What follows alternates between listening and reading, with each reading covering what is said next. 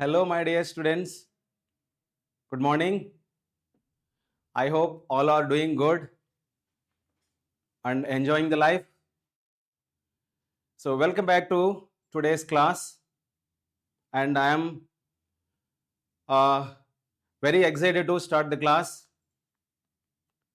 In last class, we have discussed few basic things such as introduction to chemistry, definition of matter, and basic classification of matter physically, and we have discussed few important conversions such as like solid to liquid, liquid to gas, and vice versa. So in continuation to the last class, we are going to start the chemical classification of matter. In last class, we have finished physical classification of matter, and I have given a brief idea about even the chemical classification of matter also. So before going to start the session, I need to know whether I am audible or visible. So please confirm. Hello, my dear students. I hope all are doing good. Am I audible and visible to everyone? Yes. Good morning. Good morning, dear students. Sushrut. Good morning, one and all. So without further delay, I wanted to start the class. Today's session is going to be really amazing session. Please follow the points carefully and listen the class properly. Whenever you require to write something, I suggest to better note down few things, right? Yes. So yesterday we left with the chemical classification of matter. Now, matter has classified chemically into two important categories as I mentioned. One is pure substances,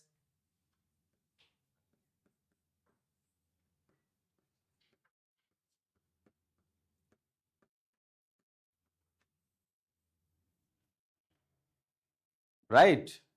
Pure substances means composed of only one kind of particles,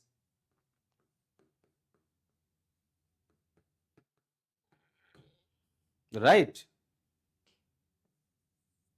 B, it cannot be further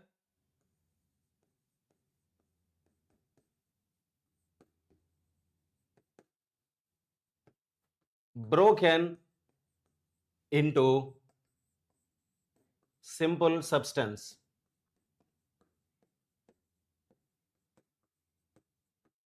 by physical methods.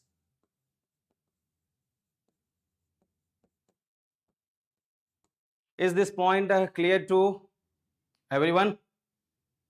Yes, pure substance means made up of only one kind of particles and it cannot be further broken into simple substances by physical methods.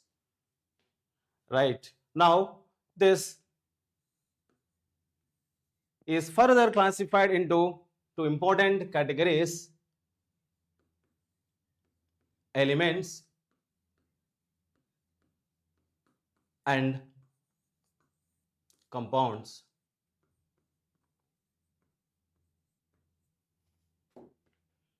Right. When it comes to elements, elements are made up of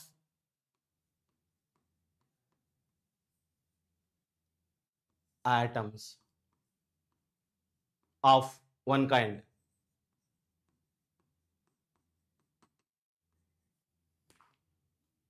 Elements are made up of only one kind of atoms or atoms of one kind. When it comes to compounds, compounds are made up of more than one kind of atoms in combined in fixed ratio by mass. Right? Point number 2. Properties of compounds are different from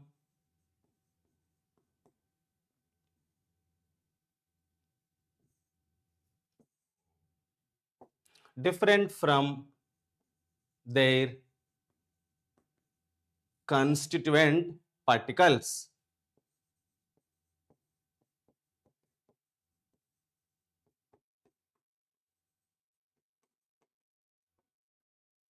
Right? Is this point clear to everyone? As I mentioned, elements are the pure substances which are made up of only one kind of atoms. When it comes to the compounds which are made up of more than one kind of atoms combined in fixed ratio by mass. And the second point, which is very important, properties of the compounds are different from their constituent particles. That means compounds are formed by combination of atoms only. Right? So now I am going to write the examples. No need to worry. After having clear idea about the elements and compounds, now I am going to start the giving examples. Right? As I mentioned already in last class, elements are further classified into 3 important categories such as metals, non-metals, and even metalloids also.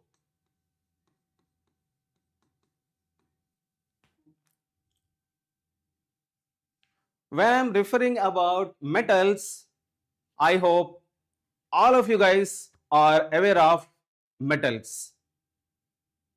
If I start giving the word metal, you will first start with, tell me, name few metals. Dear students, please name some important metals. Right? Here, if I refer metal, first these metals comes into our mind. Iron, Au, silver, etc., etc. And we can name, yes, very good. So many people are giving answers: sodium, potassium, magnesium. So these many metals, you can say the major portion of our periodic table is having metals, right? Very nice. Platinum, zinc, superb, superb. Very good, very good, very good. Now, when it comes to the non-metals, examples such as H2, Cl2, En2, O2, like P4S8, etc. Superb.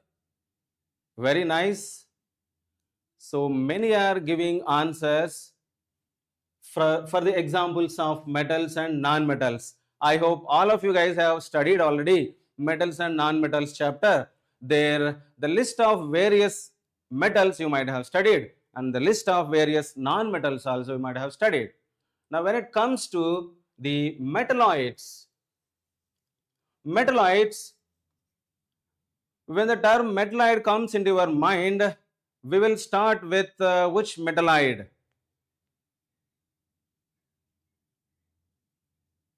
Metalloid examples, please.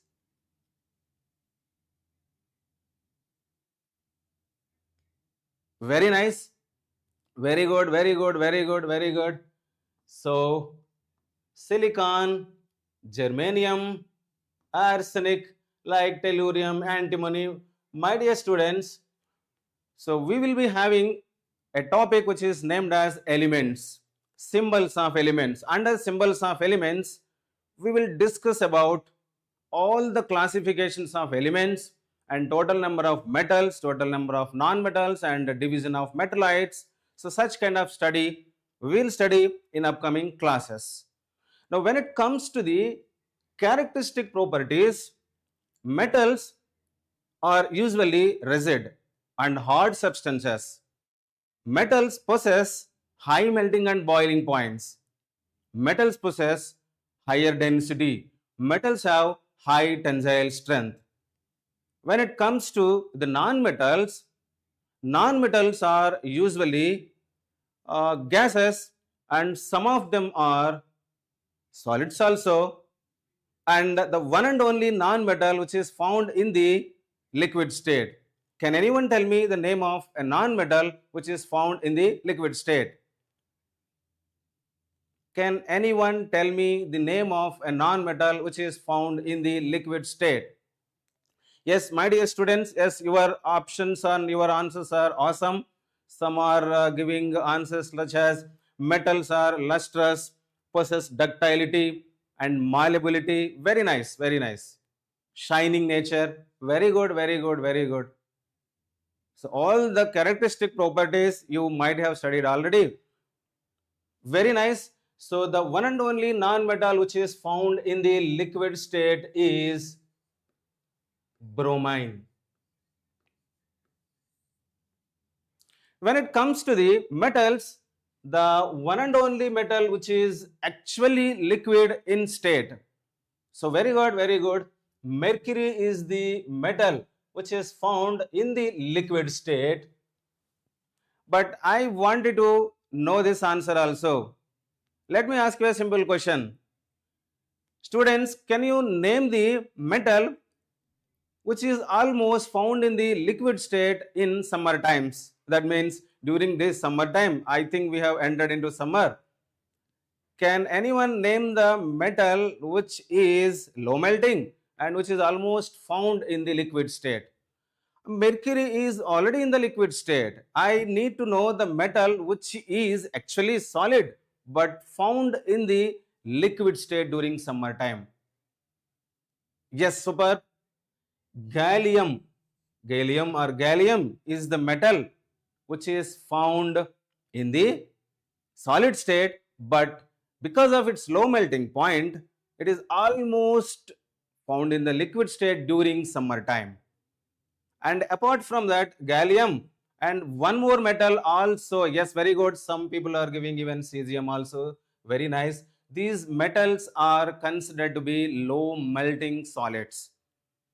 And during this summer time, mostly these metals are found in the liquid state, right? So what are metalloids then? We have discussed about the properties of metals and also discussed few properties of non-metals. So what properties comes under non-metals? Usually I have given non-metals are usually gas state, in gas state, and of course one of the non-metal is in liquid state and rest of all are in the solid state. Non-metals possess usually low melting and boiling points and low densities, and then they do not show such properties like malleability, ductility, which were observed in case of metals. Dear students, then how to differentiate the metalloids from metals and non-metals? Then how we can define the metalloids? Metalloids are the elements which shows characteristic properties common to both metals and non-metals. That means these elements are showing sometimes metallic properties and non-metallic properties also. such elements are considered as metalloids, right? So under elements category, we have discussed about metals, and I have given names of few metals, and you are listing so many other metals. And when it comes to non-metals, I have given list of some non-metals, and you are continuing in naming the non-metals also. And when it comes to the metalloids, I have given some metalloids and many more metalloids we will be studying in future classes. With this, I wanted to close the classification of pure substances, one of the classification of pure substances, that is elements, right? So elements means which are composed of only one kind of atoms, right? When it comes to the compounds,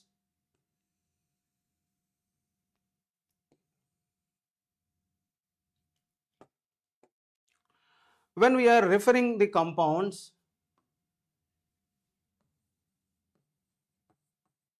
as I already given the definition of compound,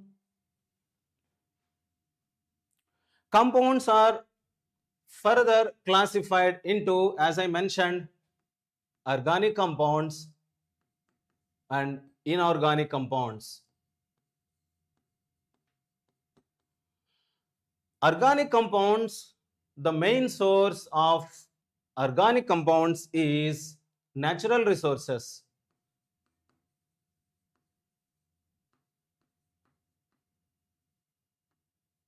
Natural resource. And when it comes to the inorganic compounds, the resource is mineral. So we can explain the organic compounds in this manner. Of course, the definition changes. Earlier, they used to classify the compounds based on the source from which it is obtained. In that way, they have classified organic compounds, the compounds which are mainly obtained from natural resources, and of course which can be obtained from even fossil fuels also. And when it refers the inorganic compounds, the compounds which are obtained from mineral resources. Okay, we can classify the compounds into other category also, but even this is also correct. Covalent compounds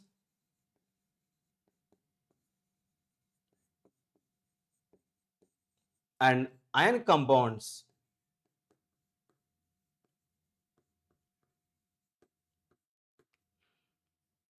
Right. So one way of classification of compounds is organic and inorganic. The other way of classification of compounds is covalent compounds and ionic compounds. Let me tell you this statement. Usually, the compounds which are obtained from mineral resources majorly possess ionic bonds. It may not be true in all the cases. Usually, I am saying. When it refers to organic compounds, usually possess covalent bonds. So mainly organic compounds possess covalent bonds. Inorganic compounds usually possess ionic bonds. If I ask you a question, what is covalent bond and what is ionic bond? We will be talking about the bonding in future classes. Let me tell you a simple trick or simple method to identify whether a given bond is covalent bond or ionic bond. Right? So covalent bond is mostly involved between the non-metals. Usually I am referring, bond between non-metals is covalent in nature, and the bond between ions means bond between metal and a non-metal.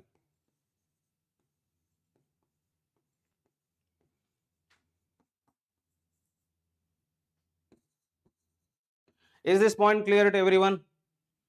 When I am referring covalent compounds are the compounds which are bonded through covalent bonding. Ionic compounds are the compounds which are involved with ionic bond.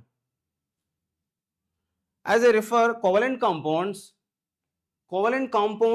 can be identified easily for majority of the cases if you observe a bond between non-metals, usually covalent in nature, and bond between a metal and a non-metal is usually ionic in nature. Many students are giving responses like how the covalent bond is formed and how ionic bond is formed. I'm very happy to see the responses from you guys.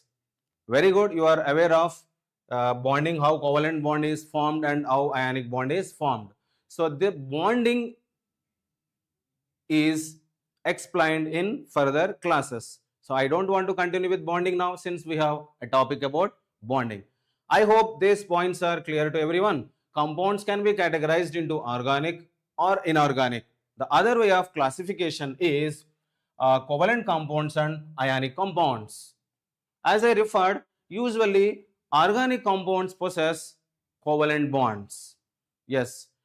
Anyways, I am giving even this input also. Covalent bond is actually formed by mutual sharing of electrons, and ionic bond is formed by transfer of electrons. Since many of you guys are giving responses, that is the reason why if any one of you guys is not able to know how the covalent bond is formed or how the ionic bond is formed, just I have given a basic definition. So covalent bonds are formed by mutual sharing of electrons between atoms, and ionic bond is formed by transfer of electrons. Covalent bond is formed by mutual sharing of electrons between two atoms, whereas the ionic bond is formed by transfer of electrons between atoms. I hope this point is clear. Right, students? Very good.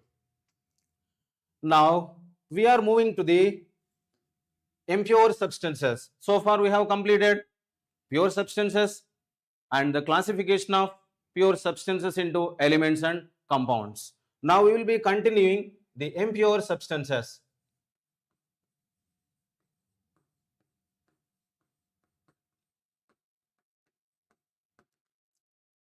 So impure substances can be defined or can be expected to be formed by combination of two or more pure substances.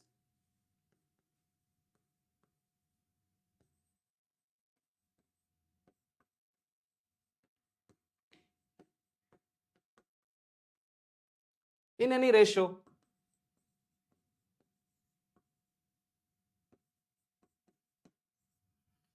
If you can recollect the point, in case of a compound, I have mentioned this line. Combination of atoms in fixed ratio by mass, I mentioned there. But when it comes to the impure substances, combination of two or more pure substances in any ratio by mass. Point number 2. The properties of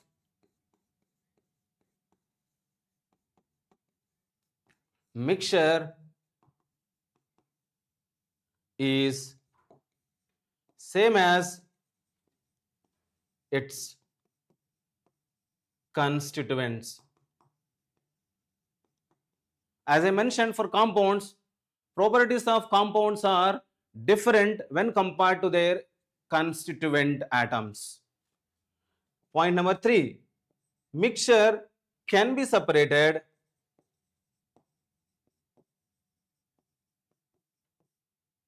easily, or of course can be separated by physical methods itself.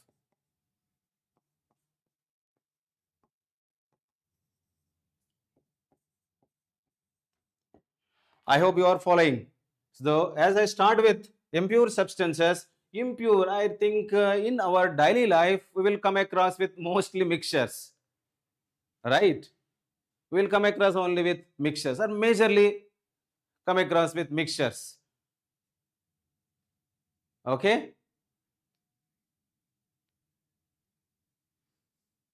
Yes, don't worry. Vamshi, I think the name was mentioned as like in a different way. So let me tell you one thing.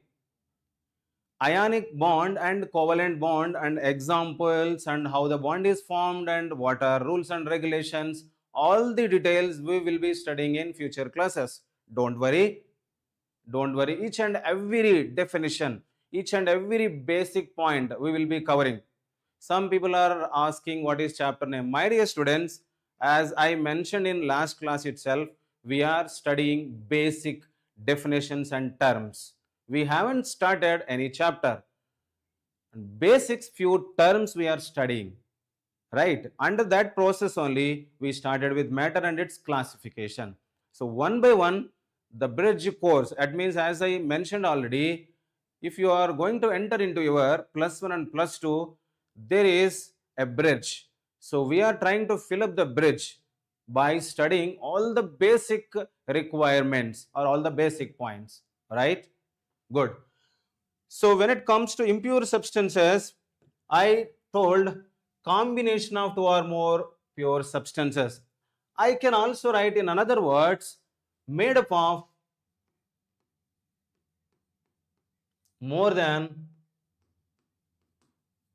one kind of particle.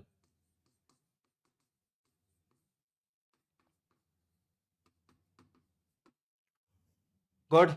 Now impure substances are further classified into homogeneous mixtures and heterogeneous mixtures.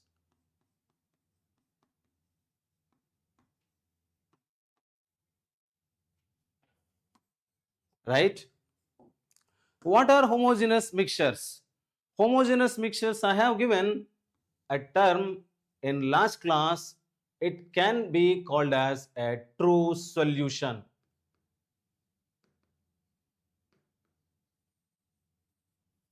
Only homogeneous mixtures can be termed as solutions, or we can also say it as a true solution, right? Now, when it comes to the heterogeneous, I'll give you the definitions. Let me write. Heterogeneous mixtures can be further classified into two categories. Those are colloids and suspensions. Now we are going to define about homogeneous mixture. What do you mean by homogeneous mixture? What do you mean by homogeneous mixture? Homogeneous mixture, it is all the components or components of the mixture are uniformly distributed. Uniform distribution of particles. Uniform distribution of components of the mixture.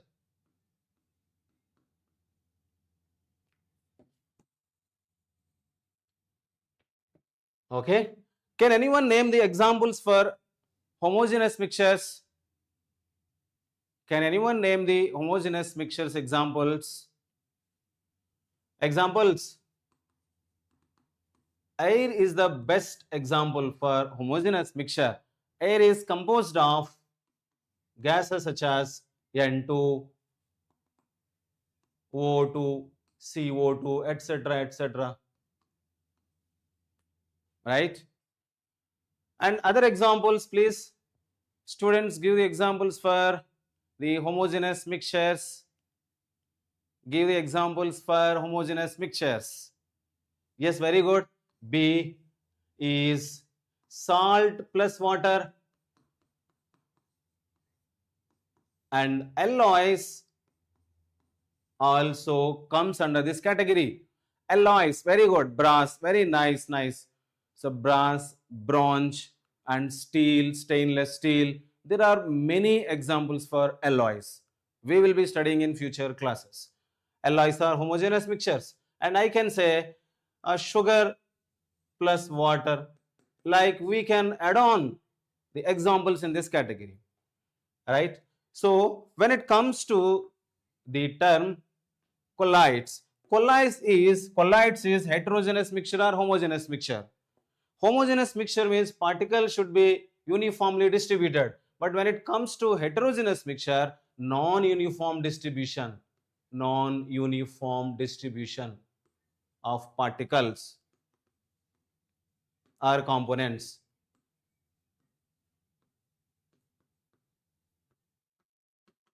What do you mean by non-uniform distribution and uniform distribution? Let me tell you an example. If you dissolve sugar in water, we have prepared sugar solution. If you take the solution in any parts of the container, gives the same taste.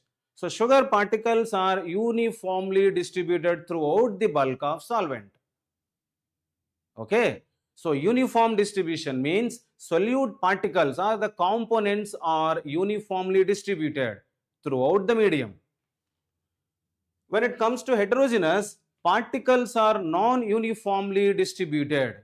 Non-uniform distribution means, if you write the examples for suspensions, tell me examples for suspensions. Sand plus water.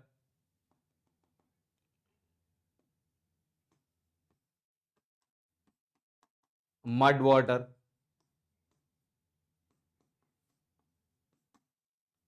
Like sawdust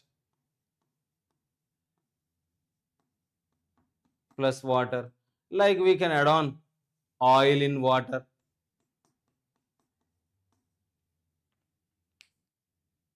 Okay, good. Yes, some people are giving other examples also. Very nice. Now, suspensions, what is difference between colloids and suspensions? Colloids and suspensions both comes under heterogeneous mixture only, but there is slight difference, right? So suspensions, someone can see the particles, any component of the mixture with our naked eye. Particles can be seen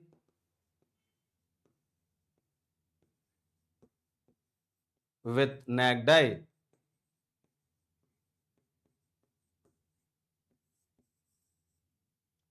Now, when it comes to colloids, particles cannot be seen normally, cannot be seen with naked eye, but can be identified with microscope.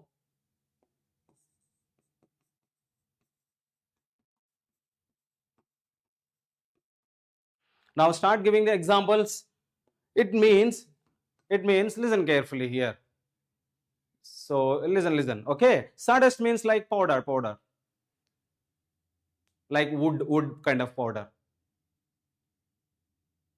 So when you go to the plumber, when he is making cupboards, there you will find a finest dust of the wood that can be considered to be sawdust. Okay. Now, so dear students, many are giving the characteristics, of course, right? Colloids can show a property which is called as Tyndall effect. So Tyndall effect can be shown by colloids. Very good. So Tyndall effect is the phenomenon of scattering of light by particles. So path of the light is clearly visible. Okay, very good. Now, so one differentiation I have given, we can see the suspensions with our naked eye, but we cannot see the colloids with our naked eye. That means we can observe the colloids only under microscope. Okay. Name the examples for colloids. Examples for colloids, please. Examples for colloid, the best known example is milk, and I can also write blood, and you can add on many face creams, ice creams, smoke, fog, many you can add.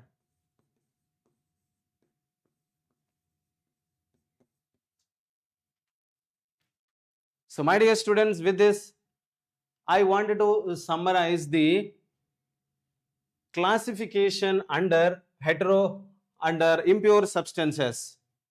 So we have started Impure substances. Impure substances we have classified into homogeneous and heterogeneous. Homogeneous mixture means uniform distribution of components, and heterogeneous means non-uniform distribution of components. And heterogeneous mixture is further classified into colloids and suspensions.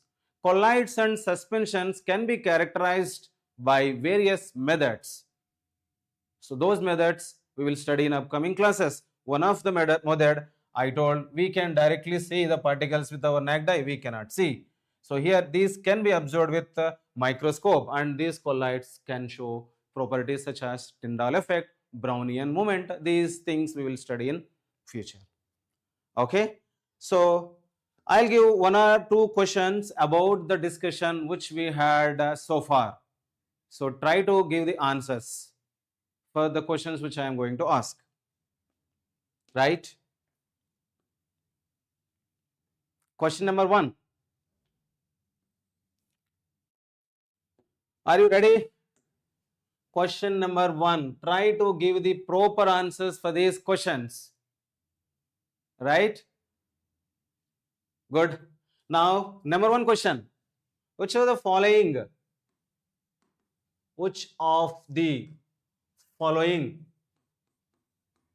is considered as the compound?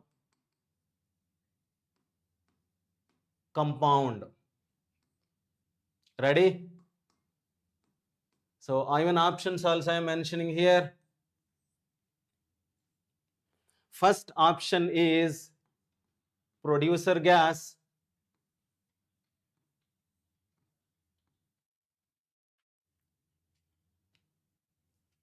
Second option is marble. Third option is salt water. Fourth option is sugar plus water. So what is right answer for this question? What is right answer for this question? Okay, you need to know about producer gas. I think you can eliminate these two options easily. Sugar water is actually a mixture, and salt water is also a mixture. We need to know about a compound which is a pure substance. Very good answer. Okay, producer gas is actually a combination of carbon monoxide and nitrogen dioxide, dinitrogen gas, carbon monoxide and N2. This combination is considered to be producer gas. It is an important fuel that we will study. Option A, option B is the right answer. Many students are giving answers, but some students are giving on option A. Option A is actually a mixture, combination of two substances. Now, marble is actually a limestone, CaCO3. CaCO3. It is actually a compound. Whenever I refer a compound, compound is pure substance. So, rest of all are mixtures only. Shall we solve one more question? So, one more question I am going to give. Ready for answers. So, ready with your answers, students? Question number 2. Question number 2. Which of the following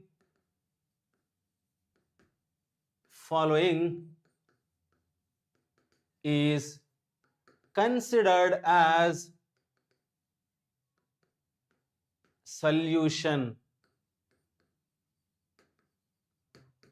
Right? Options, please. I think you can frame your options also. Option 1 or option A, homogeneous mixture.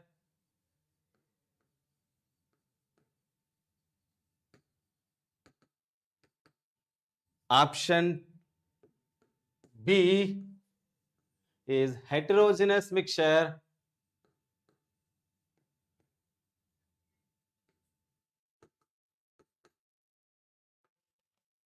Option C, both A and B, and option D, none of the above. Yes, my dear students, please give responses. Wow, superb. So people are responding to the answers. Many are giving option A.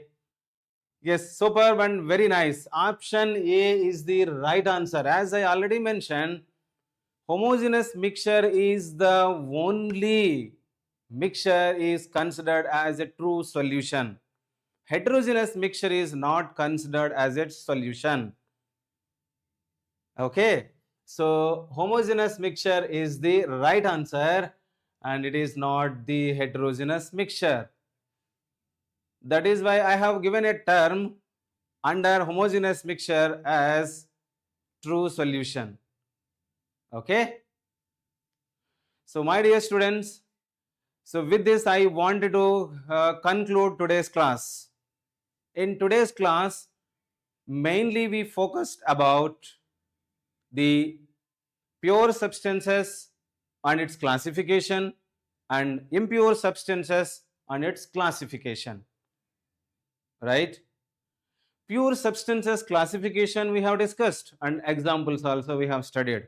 In the same manner, impure substances also we have discussed and its classification including examples also we have discussed. In next class, we will be studying very important topic. Please don't miss the upcoming class. Next class, I am going to deal with the symbols of elements, writing the formula of the compound by using criss-cross method and various categories of cations, how to derive the anions and how to frame the formulae of various compounds we will be studying. Dear students, please check the points which I have given and in future we will be adding on few more things in future classes. So please don't miss the next class. With this I am going to conclude today's session. I hope you really enjoy the session and thanks and that's it.